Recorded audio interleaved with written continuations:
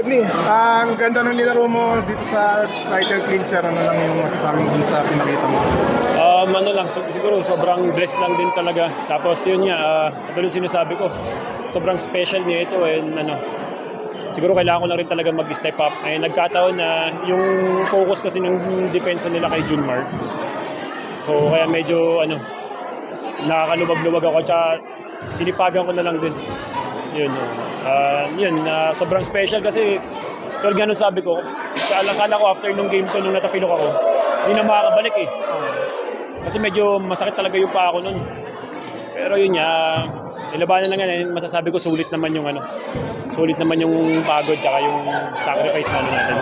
Pero kanina nung laro ka, 100% ka ba o ilang percent ka lang ba? Wala na yun. Hindi ko sabi ko nga hindi ko na iniisip yung Though sore yung pinulikat kasi ako nung nakaraan, sobrang sore. Pero sabi ko, di mo naisipin yun pag ganitong mga importanteng laro. Bahala na. Rodney, may mga times kanina yung TNT, butik na sila mga comeback pero ikaw yung nakikita namin na kumukuha ng clutch basket. Siguro, what was going through your head nung mga time na yun? Katulad naman ng sinasabi ko nung nakaraan wala namang nananalo ng first quarter lang or second quarter. And siguro yung nagdala sa amin yung experience namin kasi siyempre alam naman natin, sanay naman natin sa mga ganong mga finals. So yung experience lang namin, tapos yung presence ni Junmar talaga, ni CJ, yung mga teammates ko, yung veterano, si Chris Ross, sila Marcio, kita mo sobrang compose nila na naglalaro parang kabisado nila. So it's a blessing talaga na makasama yung mga ganong players sa loob nito.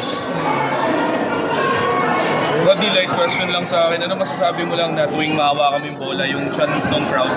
Seaman, ano lang masasabi mo doon? Grabe yung attack mo sa crowd.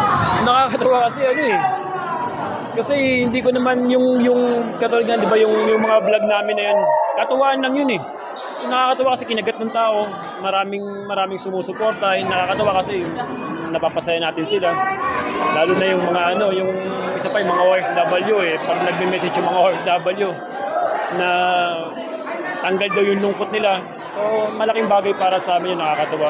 Na-appreciate ng mga tao yun. Does that mean mas marami kang upload sa mga susunod na araw?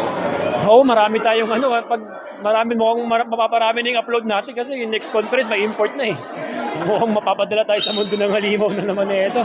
Maraming kwentuhan na naman to. So, tingnan natin. Marami pa naman tayong kwento nakaabang lang. Pero baka sa pinakita mo, baka makakaalis ka na sa mundo ng halimaw Ready lang ako palagi.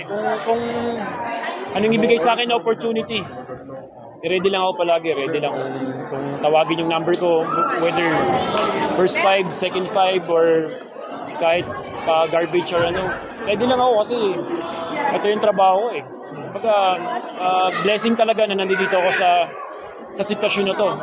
Sinong mag-aakala, di ba? Yung story, hindi naman iba yung story ko na galing lang ako sa interbarangay lang ako talaga, tapos biruin mo.